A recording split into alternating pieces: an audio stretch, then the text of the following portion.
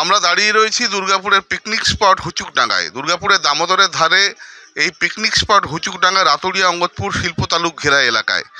দামোদরের ধারে এই হুচুকডাঙ্গা picnic spot বেশ পপুলার এবং প্রতি বছরই এখানে প্রচুর মানুষের ভিড় জমে। বিশেষত আজকে বছরের শেষ দিনে এই 31শে ডিসেম্বরে দুর্গাপুর সহ দুর্গাপুরের বাইরের বিভিন্ন মানুষ ভিড় জমিয়েছেন এখানে পিকনিক করতে আসার জন্য।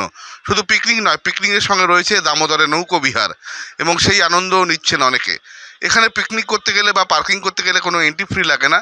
শুধুমাত্র এখানে পিকনিকের জন্য বা রান্না করার জন্য যে সামগ্রী দরকার, সেই সমস্ত থালা বাটি গ্লাস যেগুলো তারা ব্যবহার করবেন সেগুলো যেন পরিবেশ বান্ধব হয়। কোনো থার্মোকলের পাতা বাটি বা প্লাস্টিকের জিনিসপত্র এখানে এগুলো ব্যবহার করা নিষিদ্ধ এবং এটাই এখানকার একমাত্র নিয়ম যে পরিবেশ বান্ধব জিনিসপত্র দিয়েই এখানে পিকনিক করতে হবে।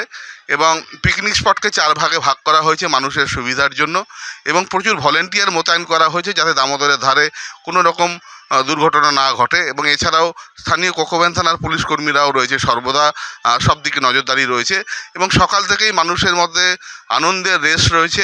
বছরের শেষ দিনটা তারা ভালো করে উপভোগ করছেন দামোদরের ধারে এই হুচুকডাঙ্গা পিকনিক স্পটে।